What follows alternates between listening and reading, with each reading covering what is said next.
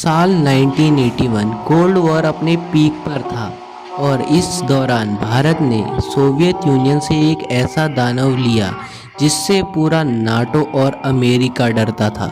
लेकिन इस डील की खबर कई सालों तक किसी को भी नहीं लगी और इसे इतना सीक्रेट रखा कि आईएफ के 90% ऑफिसर और पायलट को इसके बारे में पता ही नहीं चला। और 25 सालों के दौरान इस फाइटर जेट को सिर्फ 42 पायलटों ने ही उड़ाया था।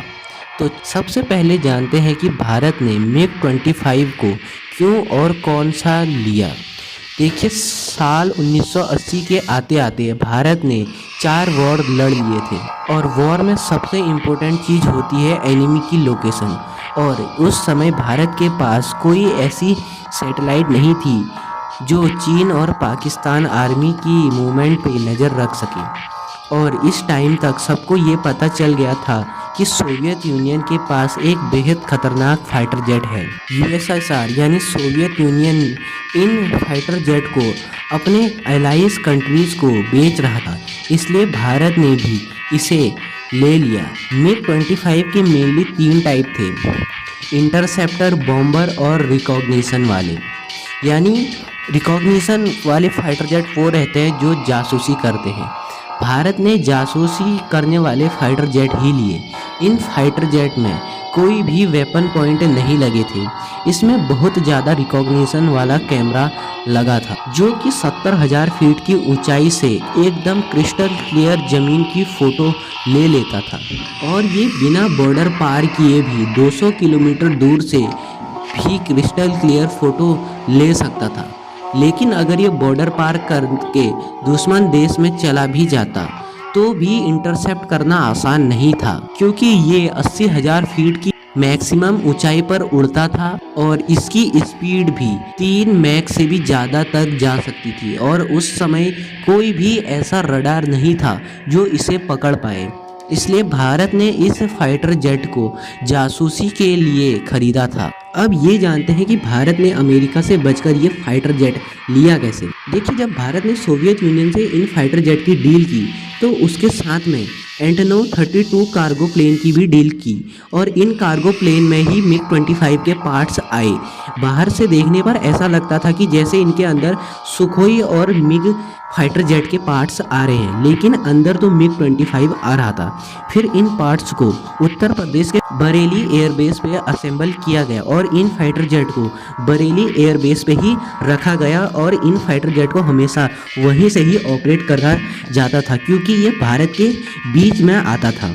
और इन फाइटर जेट को ज़मीन के ऊपर खड़ा नहीं किया जाता था, इन्हें अंडरग्राउंड ही रखा जाता था, क्योंकि इन्हें खुले में रखते ही अमेरिका को पता चल जाता है कि भारत के पास मिग 25 है।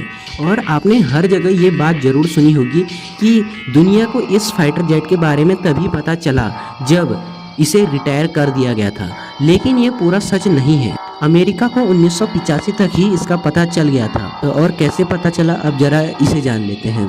मिग 25 अपने रेगुलर मिशन पे था, लेकिन उस दिन उसकी इंजन की हीट और उसकी परछाई ज़मीन पर पड़ रही थी और उसी दौरान अमेरिका की सैटेलाइट ने इसे कैप्चर कर लिया, क्योंकि उस दौरान किसी भी देश के पास इतना बड़ा इंजन वाला फाइटर जेट नहीं था।